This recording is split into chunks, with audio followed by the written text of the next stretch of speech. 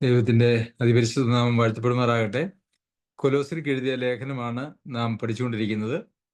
കൊലോസ്യർക്ക് എഴുതിയ ലേഖനം 1-ാം അധ്യായത്തിന്റെ 6-ാമത്തെ വാക്യം വരെ നാം പഠിക്കുകയുണ്ടായി. ഇന്ന് 7 മുതലുള്ള ചില വാക്യങ്ങൾ നമുക്ക് വായിച്ച് ധ്യാനിക്കുവാനായിട്ട് സമയമെടുക്കാം. ഇങ്ങനെ നിങ്ങൾ ഞങ്ങളുടെ പ്രിയ സഹഭൃത്യനായ എപ്പഫ്രാസിനോട് പഠിച്ചിട്ടുണ്ടല്ലോ. അവൻ നിങ്ങൾക്ക് വേണ്ടി ക്രിസ്തുവിന്റെ വിശ്വസ്ത ശുശ്രൂഷകനും നിങ്ങൾക്ക് ആത്മാവിലുള്ള സ്നേഹം ഞങ്ങളോട് അറിയിച്ചവനുമാകുന്നു. അപ്പോൾ എങ്ങനെയാണ് ഇങ്ങനെ നിങ്ങൾ ഞങ്ങളുടെ പ്രിയ സഹഭൃത്യനായ എപ്പഫ്രാസിനോട് പഠിച്ചിട്ടുണ്ടല്ലോ എന്ന് പറയുമ്പോൾ അത് എങ്ങനെയാണ് പഠിച്ചിരിക്കുന്നത് എന്നുള്ളതാണ് സ്വാഭാവികമായിട്ടും അവിടെ ഉയരുന്നതായിട്ടുള്ള ഒരു ചിന്ത എന്ന് പറയുന്നത്. എങ്ങനെയാണ് എപ്പഫ്രോസിൽ നിന്നും അവർ പഠിച്ചത്? അവരെ പഠിച്ചതായിട്ടുള്ള കാര്യം അവരിൽ ഉളവായിരുന്നതായിട്ടുള്ള ആത്മീക ഫലം എന്ന് പറയുന്ന കാര്യത്തെക്കുറിച്ചാണ് എന്ന് നമുക്ക് അതിൻ്റെ മുമ്പിൽ എഴുതിയിരിക്കുന്ന കാര്യങ്ങൾ നമുക്ക് മനസ്സിലാക്കുവാനായിട്ട് സാധിക്കും. ഈ സുവിശേഷം സർവ്വലോകത്തിലും എന്നപോലെ നിങ്ങളുടെ അടുക്കലും എത്തി ദൈവകൃപയെ യഥാർത്ഥമായി കേട്ടറിഞ്ഞ നാൾ മുതൽ നിങ്ങളുടെ ഇടയിൽ എന്ന പോലെ സർവ്വലോകത്തിലും ഫലം കായ്ച്ചും വർദ്ധിച്ചും വരുന്നു. അപ്പോൾ ദൈവകൃപയെ യഥാർത്ഥമായി കേട്ടറിഞ്ഞ നാൾ മുതൽ അത് എല്ലാ ലോകത്തിലും സർവ്വലോകത്തിലും എന്നതുപോലെ നിങ്ങളുടെ ഇടയിലും ഫലം കായ്ച്ചും വർദ്ധിച്ചും വരുന്നു എന്നുള്ള ഒരു കാര്യം നിങ്ങൾ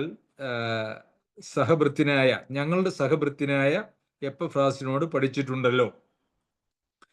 അപ്പോൾ അവിടെ ഫലം കായ്ച്ചു വരുന്നു എന്നുള്ളത് എന്തായിരുന്നു അവരുടെ ഇടയിൽ അത് ഫലം കായ്ച്ചു വന്നത്? ദൈവകൃപയെ യഥാർത്ഥമായി കേട്ടറിഞ്ഞ നാൾ മുതൽ എല്ലാ ലോകത്തിലും എന്നുള്ളതുപോലെ തന്നെ കൊലോസ്യയിലും എന്ത് ഫലമാണ് ഉളവാക്കിയത് എന്നുള്ളത് നമുക്ക് 4-ാം വാക്യത്തിൽ നമ്മൾ അതിനെക്കുറിച്ച് ചിന്തിക്കുകയുണ്ടായി. അതുപോലെ തന്നെ 8-ാമത്തെ വാക്യത്തിലും അത് നമുക്ക് കാണുവാനായിട്ട് കഴിയും. 4-ാമത്തെ വാക്യത്തിൽ അവരുടെ ഇടയിൽ ഉണ്ടായതായിട്ടുള്ള ഫലം എന്ന് പറയുന്നത് സകല വിശുദ്ധന്മാരോടും നിങ്ങൾക്കുള്ള സ്നേഹം എന്നുള്ളതാണ്.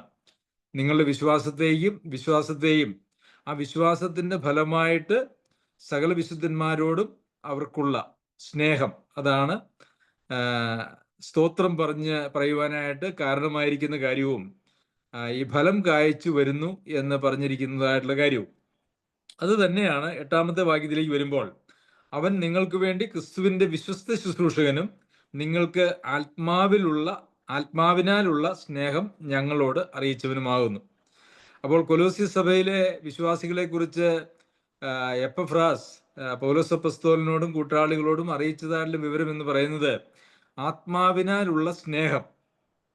അപ്പോൾ യഥാർത്ഥത്തിൽ എപ്പഫ്രാസിൽ നിന്ന് അവർ കാണുകയും പഠിക്കുകയും ചെയ്തതും എപ്പഫ്രാസിന്റെ ജീവിതം, അതുപോലെ തന്നെ സ്നേഹം, അത് അവരുടെ സഭയിൽ മാത്രമല്ല, അത് സകല വിശുദ്ധന്മാരോടും എന്ന് പറയുമ്പോൾ അവരുടെ അറിവിലുള്ളതായ, ഒരുപക്ഷെ സഭയിലും അതിന് പുറത്തുമുള്ളതായ വിശുദ്ധന്മാരോടുള്ള സ്നേഹം എന്ന് പറയുന്നത്. അപ്പോൾ ഒരുവൻ ദൈവത്തിൽ വിശ്വസിക്കുമ്പോൾ, കർത്താവായ യേശുക്രിസ്തുവിൽ വിശ്വസിച്ച് അവൻ ദൈവത്തിന്റെ ഒരു പൈതലായി തീരുമ്പോൾ അവരിൽ ഉളവാകുന്ന ഏറ്റവും പ്രാഥമികമായിട്ടുള്ള ഫലം എന്ന് പറയുന്നത് സകല വിശുദ്ധന്മാരോടും അവർക്കുള്ള സ്നേഹം എന്നുള്ളതാണ്.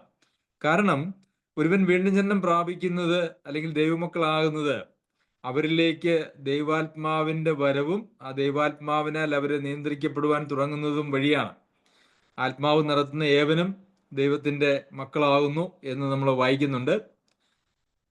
അതുപോലെ തന്നെ നമുക്ക് കാണാനായിട്ട് കഴിയുന്നത്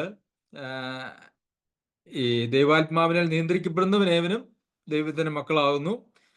അവന്റെ ആത്മാവിനാൽ ദൈവത്തിന്റെ സ്നേഹം ഞങ്ങളുടെ ഹൃദയങ്ങളിലേക്ക് പകർന്നിരിക്കുന്നുവല്ലോ എന്ന് നമുക്ക് കാണുവാനായിട്ട് കഴിയും. അപ്പോൾ ഒരാൾ വീണ്ടും ജന്മം പ്രാപിച്ചു, ഒരാൾ ദൈവത്തിന്റെ മകൻ അല്ലെങ്കിൽ മകൾ എന്നുള്ള സ്ഥാനത്ത് ജീവിക്കുന്നു എന്നുള്ളതിൻ്റെ ഏറ്റവും അടിസ്ഥാനപരമായിട്ടുള്ള തെളിവ് എന്ന് പറയുന്നത് അവർക്ക് സഹവിശ്വാസികളോടുള്ള സ്നേഹം എന്നുള്ളതാണ്. 4-ാമത്തെ വാക്യത്തിൽ നാം അത് കണ്ടു. ഈ സർവ്വലോകത്തിലും ഫലം കായ്ച്ചും വർദ്ധിച്ചും വരുന്നു എന്ന് പറയുന്നത്, ആ ഫലം എന്ന് പറയുന്നത് മറ്റൊന്നുമല്ല. ഇവിടെ ഉദ്ദേശിച്ചിരിക്കുന്നത്, ഫലം പലതുണ്ട് എന്നുള്ളത് നമുക്കറിയാം. ഇവിടെ ഉദ്ദേശിച്ചിരിക്കുന്നത് അത് സകല വിശുദ്ധന്മാരോടുമുള്ള സ്നേഹം എന്നുള്ള കാര്യത്തെക്കുറിച്ചാണ്. ഇവിടെ ആത്മാവിനാലുള്ള സ്നേഹം നിങ്ങളോട് അറിയിച്ചവനുമാകുന്നു എന്നാണ് പറഞ്ഞിരിക്കുന്നത്. അതെന്താ കേവലം സ്നേഹം എന്ന് പറയാതെ ആത്മാവിനാലുള്ള സ്നേഹം എന്ന് പ്രത്യേകമായി പറയുന്നതിനും ഒരു ലക്ഷ്യമുണ്ട്, അല്ലെങ്കിൽ ഒരു കാരണമുണ്ട്. നമുക്കറിയാം, ലോകത്തിൽ സ്നേഹമെന്ന് തെറ്റിദ്ധരിക്കപ്പെടുന്നതും സ്നേഹമെന്ന് തെറ്റായി മനസ്സിലാക്കിയിട്ടുള്ളതുമായിട്ടുള്ള അന്യോന്യ ബന്ധങ്ങളിലുള്ള വികാരങ്ങളുണ്ട്. നമുക്കറിയാം, അപ്പം നമ്മൾ റോമർക്ക് എഴുതിയ ലേഖനം 5-ാം അധ്യായം പഠിച്ചപ്പോൾ അവിടെ നമ്മൾ ഇപ്രകാരം വായിക്കുന്നുണ്ട്: നീതിമാനു വേണ്ടി മരിക്കുന്നത് ദുർലഭം, പക്ഷെ ഗുണവാനു വേണ്ടി മരിക്കുവാൻ തുനിഞ്ഞേക്കാം. അപ്പോൾ അവിടെ നീതിമാനായിരിക്കുന്ന ആളുകൾക്ക് വേണ്ടി ലോകത്തിൽ മരിക്കുന്നത് വളരെ അപൂർവമാണ്. എന്നാൽ ഗുണവാന് വേണ്ടി മരിക്കുവാൻ തുനിഞ്ഞേക്കാം. അതായത് എന്തെങ്കിലും ഗുണം ആളുകളിൽ നിന്നുളവായിട്ടുണ്ടെങ്കിൽ അങ്ങനെയുള്ള ആളുകൾക്ക് വേണ്ടി ജീവിതം ഒരു പക്ഷേ ജീവത്യാഗം ചെയ്യുക എന്ന് പറയുന്നത് നമുക്ക് അറിയാവുന്ന കാര്യമാണ്. അങ്ങനെ മനുഷ്യരോട് നന്ദിയുള്ളതും അങ്ങനെ വളരെ വൈകാരികമായി ആളുകളോട് അടുപ്പം സൂക്ഷിക്കുന്നതുമായിട്ടുള്ള ആളുകൾ നമുക്ക് ലോകത്തിൽ കാണുവാനായിട്ട് കഴിയും. എന്നാൽ യഥാർത്ഥത്തിലുള്ള ദൈവസ്നേഹം, ദൈവാത്മാവിനാൽ മനുഷ്യരിലേക്ക് പകരപ്പെടുന്നതായിട്ടുള്ള ദൈവസ്നേഹം എന്ന് പറയുന്നത് അങ്ങനെയുള്ള കാര്യങ്ങളൊന്നുമല്ല. അത് ആത്മാവ് ഒരുവനിൽ വരികയും ഒരുവനെ വീണ്ടെടുപ്പ് നാളിനായിട്ട് ആത്മാവിനാൽ മുദ്രയിടപ്പെടുകയും ആ ആത്മാവിനെ അനുസരിച്ച് ജീവിക്കുകയും ചെയ്യുമ്പോൾ അവരുളവാകുന്നതായ സ്നേഹമാണ് ഈ ആത്മാവിനാലുള്ള സ്നേഹം എന്ന് പറയുന്നത് കൊണ്ട് ഉദ്ദേശിക്കുന്നത്. ആത്മഫലത്തിൽ നമ്മൾ ഗലാത്യർക്ക് എഴുതിയ ലേഖനത്തിൽ ആദ്യം പറഞ്ഞിരിക്കുന്നത് സ്നേഹം എന്നുള്ള കാര്യമാണ്. ഈ ആത്മാവിനാൽ അല്ലാത്ത സ്നേഹ പ്രകടനങ്ങളൊക്കെ നമുക്ക് ലോകത്ത് കാണുവാനായിട്ട് കഴിയും. താൽക്കാലികമായിട്ടുള്ളത് അല്ലെങ്കിൽ നൈമിഷികമായിട്ടുള്ളത്, കാര്യം സാധിച്ചതുകൊണ്ടോ കാര്യസാധ്യത്തിന് വേണ്ടിയതോ അല്ല എങ്കിൽ ആളുകളുടെ വ്യക്തിത്വപരമായിട്ടുള്ള ചില ചേർച്ചകൾ കൊണ്ടൊക്കെ ആളുകൾ അങ്ങനെ ഒത്തൊരുമിച്ച് പോകുന്നതായിട്ടുള്ള കാര്യങ്ങളൊക്കെ നമുക്ക് ലോകത്ത് കാണുവാനായിട്ട് കഴിയും. അതിനും സ്നേഹത്തിൻ്റെതായിട്ടുള്ള ചില ലക്ഷണങ്ങളൊക്കെ ഉണ്ട്. എന്നാൽ അതൊന്നും ശരിയായിട്ടുള്ളൊരു സ്നേഹമല്ല. ശരിയായിട്ടുള്ള സ്നേഹം എന്ന് പറയുന്നത്, ആ സ്നേഹത്തിന് ഒത്തിരി പ്രത്യേകതകളുണ്ട്. അത് കൊരിന്ത്യർക്ക് എഴുതിയ 1-ാം ലേഖനം 11-ാമത്തെ അധ്യായത്തിൽ നാം അത് വായിക്കുന്നുണ്ട്.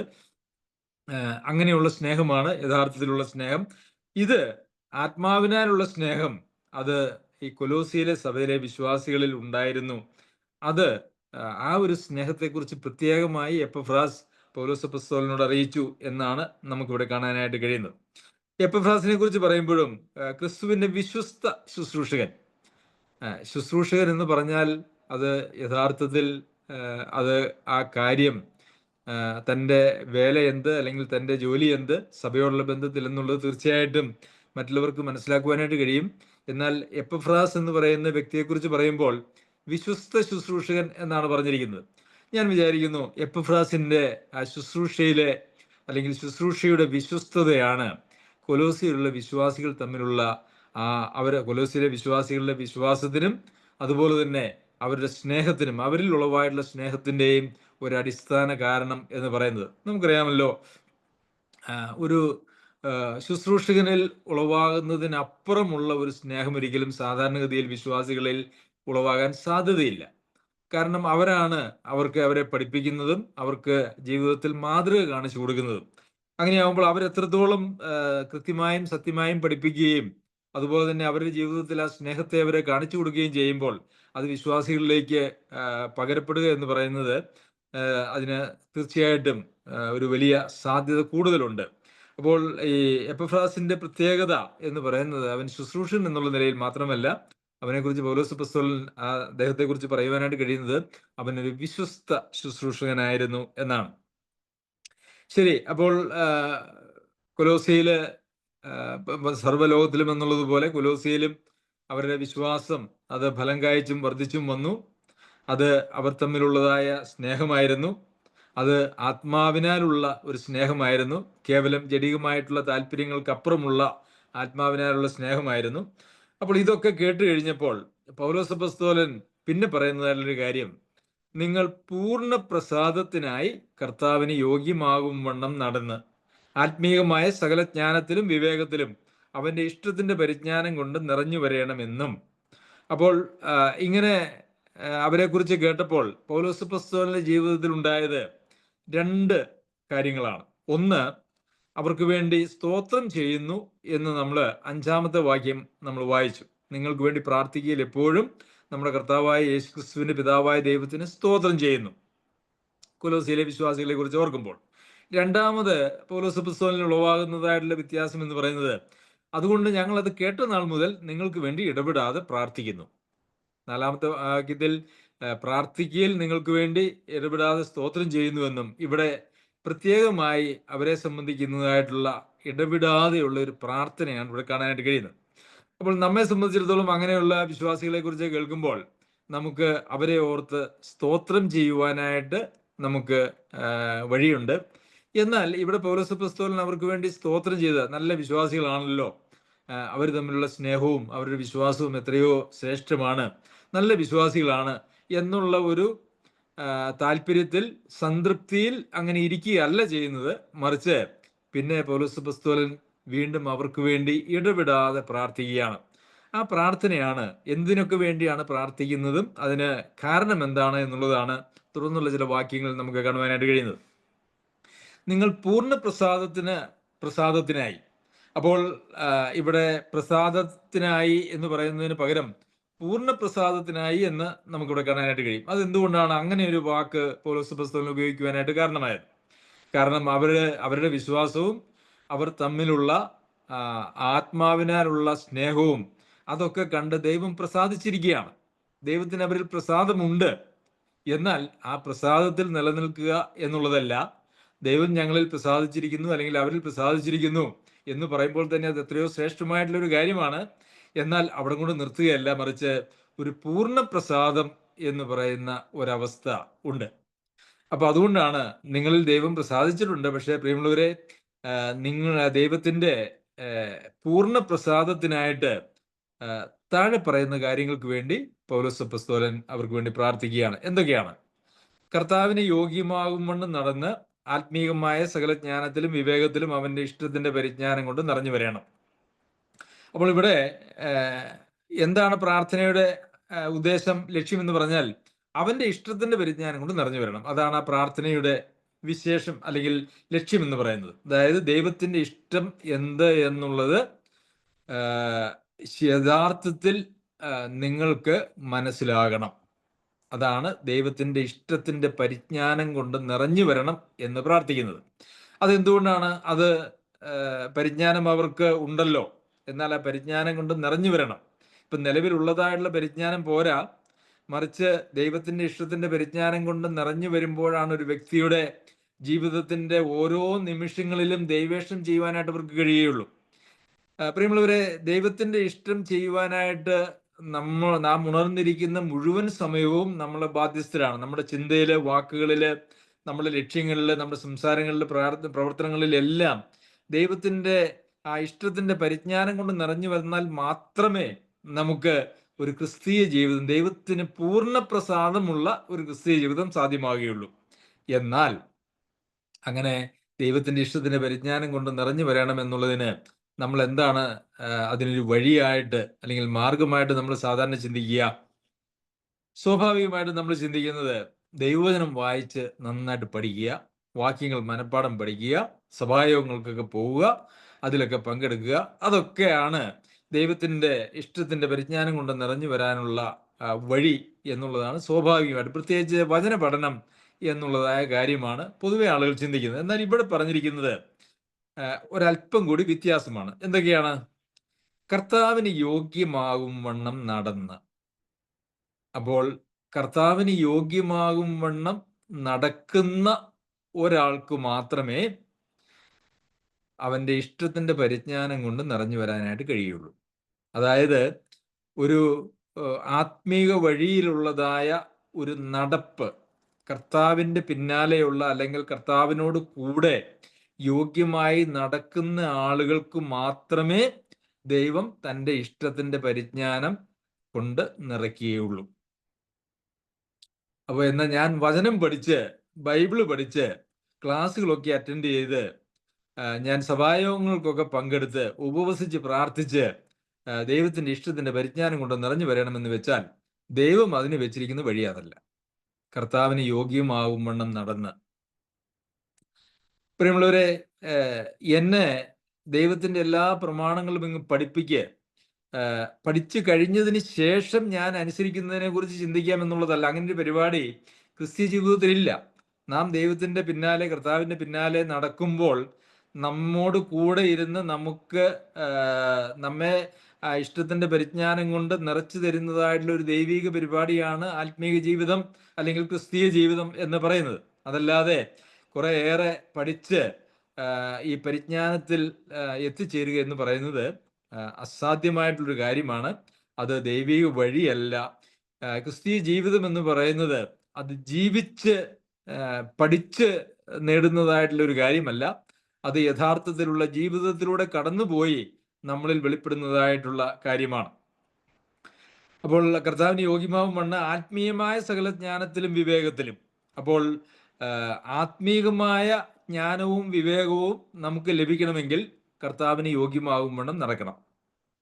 എന്നിട്ട് ദൈവത്തിന്റെ ഇഷ്ടത്തിന്റെ പരിജ്ഞാനത്തിൽ നാം നിറഞ്ഞു വരണം.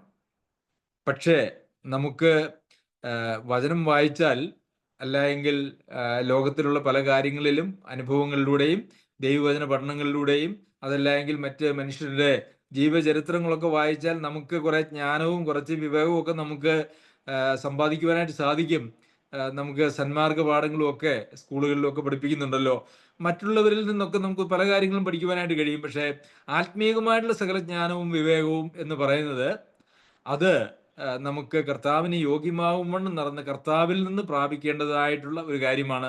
അത് ലോകത്തിൽ നിന്ന് ലഭിക്കുന്നതായിട്ടുള്ള ഒരു കാര്യമല്ല. അതുകൊണ്ടാണ് അതിന് ആത്മീയമായിട്ടുള്ള സകല ജ്ഞാനത്തിലും വിവേകത്തിലും അവന്റെ ഇഷ്ടത്തിന്റെ പരിജ്ഞാനം കൊണ്ട് നിറഞ്ഞു വരണം എന്ന് പ്രാർത്ഥിക്കുന്നത്. അപ്പോൾ സ്നേഹം ഉളവായാൽ, സ്നേഹം എന്ന് പറയുന്നത്, വിശ്വാസികൾ തമ്മിലുള്ള സ്നേഹം എന്ന് പറയുന്നത് അവരിൽ പിന്നീടുള്ള ആത്മീയ വളർച്ചയുടെ ഏറ്റവും അടിസ്ഥാനപരമായിട്ടുള്ള ഒരു കാര്യമാണ്. അവർക്ക് ആത്മാവിനാലുള്ള സ്നേഹമുണ്ട് എന്ന് മനസ്സിലാക്കിയപ്പോൾ ആണ് പൗലോസ് അപ്പോസ്തലൻ അവർക്ക് വേണ്ടി അടുത്ത തലത്തിലേക്കുള്ള ഒരു പ്രാർത്ഥന പ്രാർത്ഥിക്കുന്നത്. അപ്പോൾ നമുക്ക് നാം വിശ്വാസികളായി തീർന്നു, അല്ലെങ്കിൽ ദൈവത്തിന്റെ മക്കളായി തീർന്നുവെങ്കിൽ നമ്മളിൽ ഉളവാകേണ്ടതായിട്ടുള്ള ഒരു കാര്യമാണ് ആ ദൈവ സ്നേഹം, അല്ലെങ്കിൽ ആത്മാവിനാലുള്ള സ്നേഹം. അത് ഉള്ളവർക്ക് മാത്രമേ വിശ്വാസ ജീവിതത്തിന്റെ അടുത്ത ഒരു പടിയിലേക്ക് കടക്കുവാനായിട്ട് സാധിക്കുകയുള്ളൂ.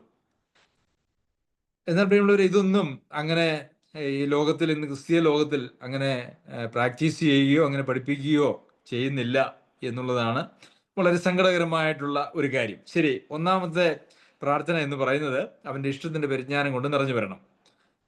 രണ്ടാമത്തെ കാര്യം, സകല സൽപ്രവൃത്തികളിലും ഫലം കായ്ച്ച് ദൈവത്തെക്കുറിച്ചുള്ള പരിജ്ഞാനത്തിൽ വളരണം. അപ്പോൾ ദൈവത്തെക്കുറിച്ചുള്ള പരിജ്ഞാനം, ഇതിനു മുമ്പ് നമ്മൾ വേണ്ടത് അവന്റെ ഇഷ്ടത്തിന്റെ പരിജ്ഞാനം കൊണ്ട് നിറഞ്ഞു വരണം. ഇവിടെ പറഞ്ഞിരിക്കുന്നത് ദൈവത്തെക്കുറിച്ചുള്ള പരിജ്ഞാനത്തിൽ വളരണം. അപ്പൊ ഇത് രണ്ട് കാര്യങ്ങളാണ്. ഒന്ന്, ദൈവത്തിന്റെ ഇഷ്ടത്തിന്റെ ഒരു പരിജ്ഞാനം എന്ന് വെച്ചാൽ നമ്മുടെ പ്രായോഗിക ജീവിതത്തിൽ നമുക്ക് ദൈവേഷ്ടം ചെയ്യുന്നതിന് വേണ്ടി ദൈവത്തിന്റെ ഇഷ്ടം നമ്മുടെ ഓരോ നിമിഷവും എന്തൊക്കെയാണ് എന്ന് നമ്മുടെ ജീവിതത്തിൽ മനസ്സിലാക്കുന്നതിന് വേണ്ടിയുള്ള ഒരു പരിജ്ഞാനമാണ്. എന്നാൽ രണ്ടാമത് പറഞ്ഞിരിക്കുന്നത് ദൈവത്തെ കുറിച്ചുള്ള പരിജ്ഞാനം, അതായത് ദൈവത്തെ നമുക്ക് മനസ്സിലാക്കുവാനായിട്ട് സാധിക്കണം. ദൈവത്തെ ശരിക്കും നമുക്ക് ദൈവത്തെ അറിയുക എന്ന് പറയുന്നത് അത് അവനെ അറിയുന്നത് തന്നെ നിത്യജീവനാകുന്നു എന്ന് നമ്മൾ വായിക്കുന്നുണ്ടല്ലോ.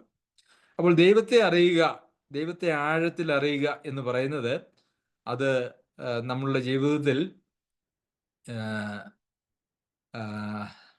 നമുക്ക് വേണ്ടുന്നതായിട്ടുള്ള ഒരു കാര്യമാണ്, അവനെ അറിയുക എന്ന് പറയുന്നത്. അപ്പോൾ ദൈവത്തെക്കുറിച്ചുള്ള പരിജ്ഞാനം നമ്മളിൽ വരണമെങ്കിൽ അതിനും ചില വ്യവസ്ഥകൾ പറയുന്നുണ്ട്. എന്താണ്?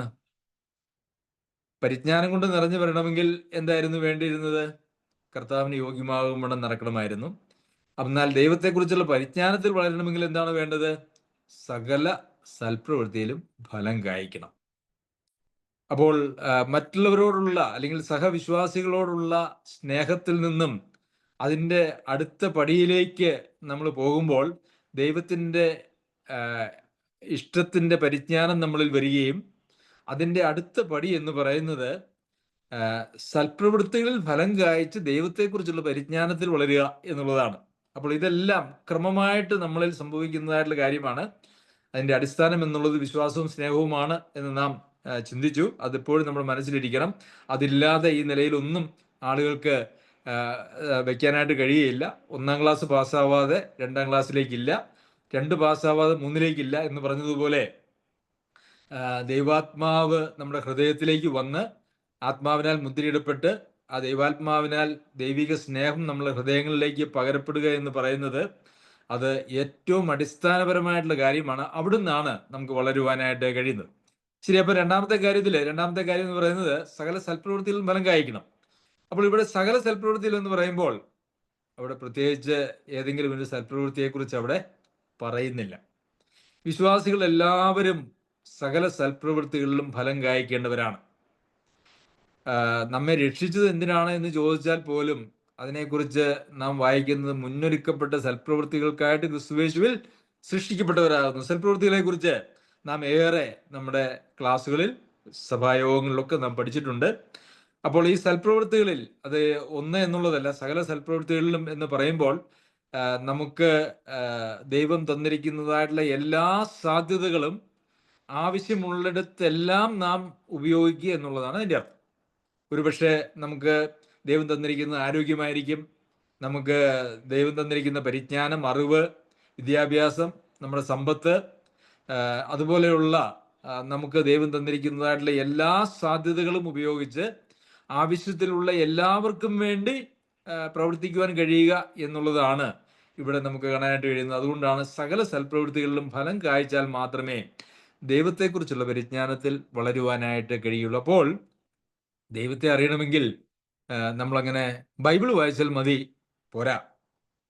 ദൈവത്തെ അറിയണമെങ്കിൽ കേവലം ബൈബിൾ വായിച്ചാൽ പോരാ. നമുക്ക് ദൈവത്തെക്കുറിച്ച് പല കാര്യങ്ങളുമൊക്കെ നമുക്ക് അറിയാനായിട്ട് കഴിയും. പക്ഷെ ദൈവത്തെ അറിയുക എന്ന് പറയുന്നത്, അല്ലെങ്കിൽ ദൈവത്തെക്കുറിച്ചുള്ള പരിജ്ഞാനത്തിൽ വളരുക, ദൈവത്തെക്കുറിച്ചുള്ള അറിവും ദൈവത്തെക്കുറിച്ചുള്ള പരിജ്ഞാനവും തമ്മിൽ വ്യത്യാസമുണ്ട്. ദൈവത്തെക്കുറിച്ചുള്ള പരിജ്ഞാനം എന്ന് പറയുന്നത് നമ്മളുടെ ജീവിതത്തിൽ നാം എന്തെല്ലാം ദൈവം ചെയ്യുന്നതായിട്ടുള്ള കാര്യങ്ങളാണ് യഥാർത്ഥത്തിൽ നാം നമ്മുടെ ജീവിതത്തിലൂടെ ചെയ്യേണ്ടത്. കർത്താവ് ആ ഒരു ശുശ്രൂഷയാണ് നമ്മളെ ഏൽപ്പിച്ചിരിക്കുന്നത്. കർത്താവ് ഈ ലോകത്തിൽ ചെയ്യുവാനായിട്ടുള്ള ശുശ്രൂഷയാണ് തൻ്റെ അപ്പസ്തോലന്മാരിലൂടെ നമ്മളിലേക്ക് പകർന്ന് നമുക്ക് നൽകിയിരിക്കുന്നത്. അപ്പോൾ ദൈവം എന്താണ് ഒരു പ്രത്യേക സാഹചര്യത്തിൽ ചെയ്യുന്നത് എന്നുള്ളത് മനസ്സിലാക്കുന്നതാണ് ദൈവത്തെക്കുറിച്ചുള്ള പരിജ്ഞാനം എന്ന് പറയുന്നത്. അല്ലെങ്കിൽ ദൈവത്തിൻ്റെ ചില ഗുണങ്ങളെക്കുറിച്ചുള്ള ബുദ്ധിപരമായിട്ടുള്ള ഒരു അറിവല്ല അത് എന്നുള്ളതും നാം മനസ്സിലാക്കേണ്ടത് ആവശ്യമാണ്. ശരി, അപ്പോൾ 2 പ്രാർത്ഥനകളാണ് ഇവിടെ കൊലോസ്യയിലെ വിശ്വാസികളെ സംബന്ധിച്ച് നമ്മൾ വായിച്ചത്. പിന്നെ അടുത്ത പ്രാർത്ഥന നമുക്ക് 11-ാമത്തെ വാക്യത്തിൽ 11 മുതൽ 13 വരെയുള്ള വാക്യങ്ങളിൽ നമുക്ക് കാണുവാനായിട്ട് കഴിയും. സകല സഹിഷ്ണുതയ്ക്കും ദീർഘക്ഷമയ്ക്കുമായി അവന്റെ മഹത്വത്തിന്റെ വല്ലഭത്തിനൊത്തവണ്ണം പൂർണ്ണ ശക്തിയോടെ ബലപ്പെടണം. അപ്പോൾ ഇഷ്ടത്തിന്റെ പരിജ്ഞാനം കൊണ്ട് നിറഞ്ഞു വരണം, ദൈവത്തെക്കുറിച്ചുള്ള പരിജ്ഞാനത്തിൽ വളരണം, പിന്നെ പൂർണ്ണ ശക്തിയോടെ ബലപ്പെടണം. അപ്പോൾ നമ്മളിൽ ബലഹീനത എന്ന് പറയുന്നത് ദൈവം അനുവദിച്ചിട്ടില്ല. ഞാൻ ബലഹീനനാണ് എന്നൊരാൾക്കും പറയുവാനായിട്ട് ആവശ്യമില്ല.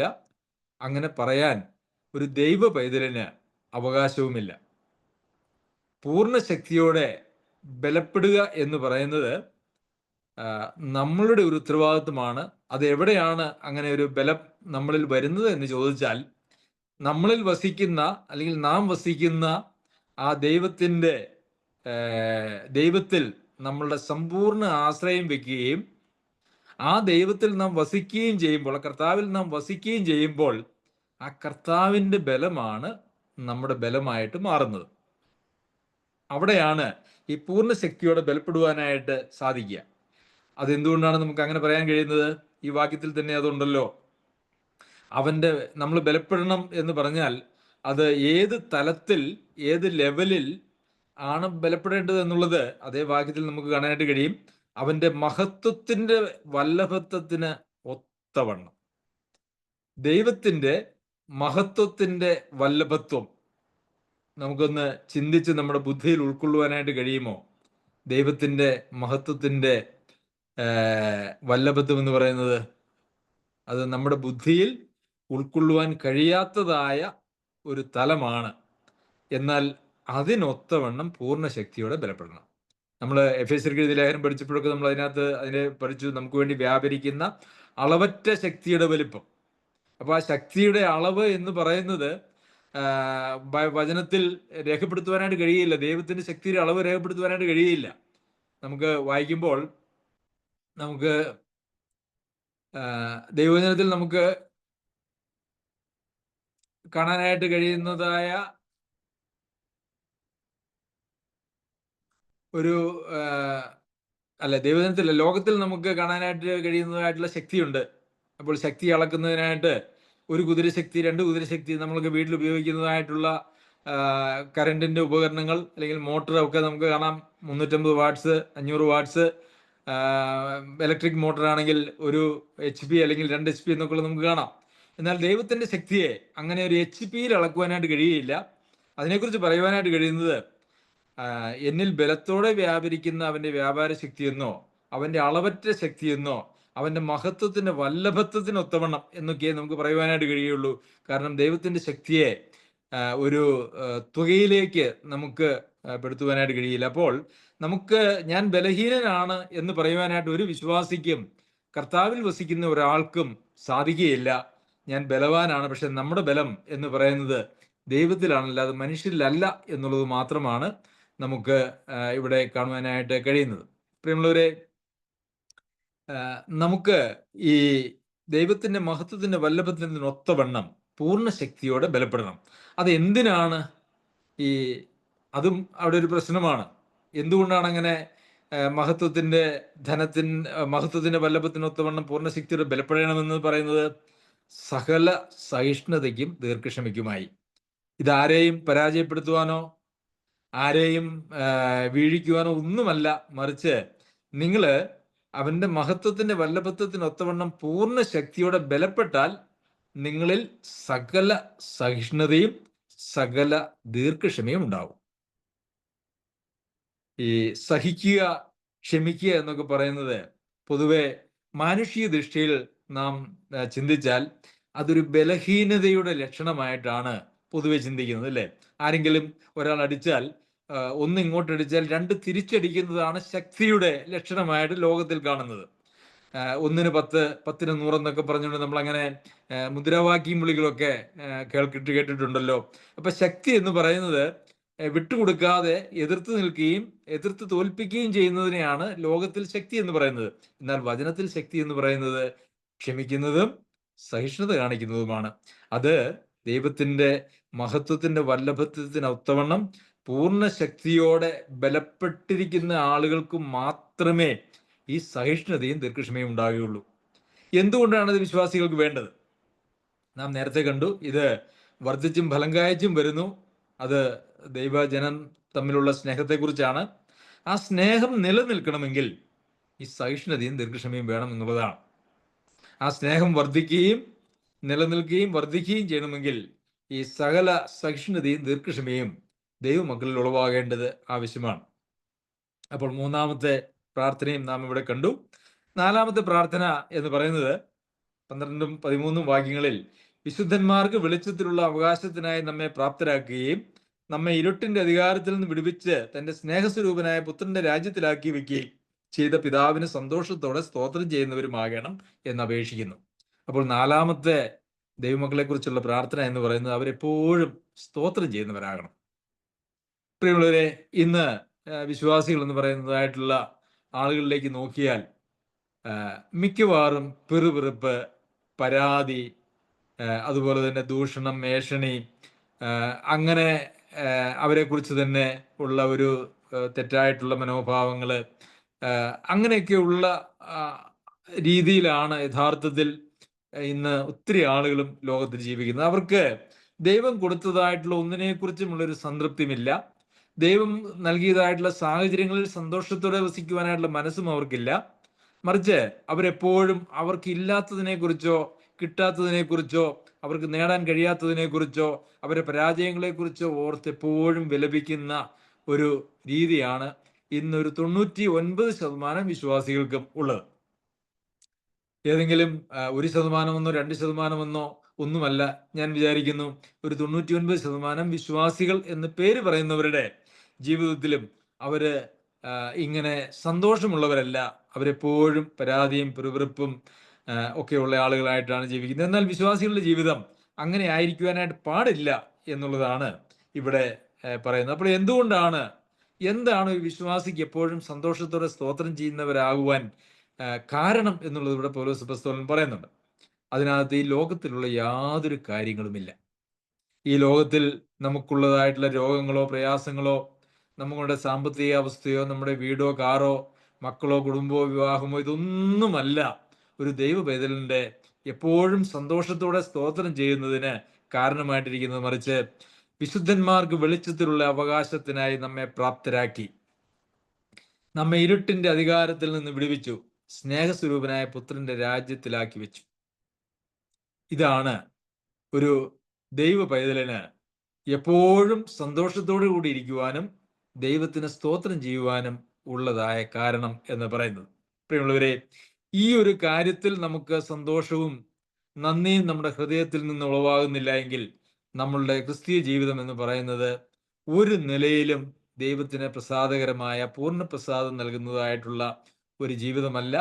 ഒരു പക്ഷേ നാം ഇങ്ങനെ പെറുപിറുക്കുന്നതിനെ കുറിച്ചൊക്കെ നമ്മൾ കൊരിന്ത്യർക്ക് എഴുതിയ 1-ാം ലേഖനം 10-ാം അധ്യായത്തിൽ ഇസ്രായേൽ മക്കളുടെ പെറുപിറുപ്പിനെ കുറിച്ചൊക്കെ നമുക്ക് വായിച്ച് നമ്മൾ അതിനെക്കുറിച്ചൊക്കെ പഠിച്ചിട്ടുണ്ട്. കൊരിന്ത്യർക്ക് എഴുതിയ 1-ാം ലേഖനം 10-ാം അധ്യായത്തില് അവരവിടെ ഇസ്രായേൽ മക്കളെ കുറിച്ച് പറയുമ്പോൾ അവരെല്ലാവരും ദൈവം അവരെല്ലാവരെയും മരുഭൂമിയിൽ കൊന്നുകളഞ്ഞു.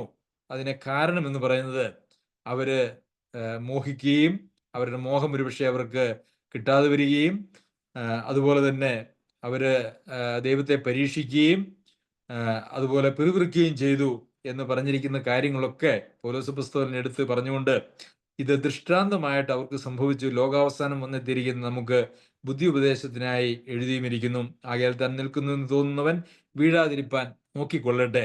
ഇതാണ് നമുക്കുള്ള ദൈവിക നിർദ്ദേശം അല്ലെങ്കിൽ സന്ദേശം എന്ന് പറയുന്നത്.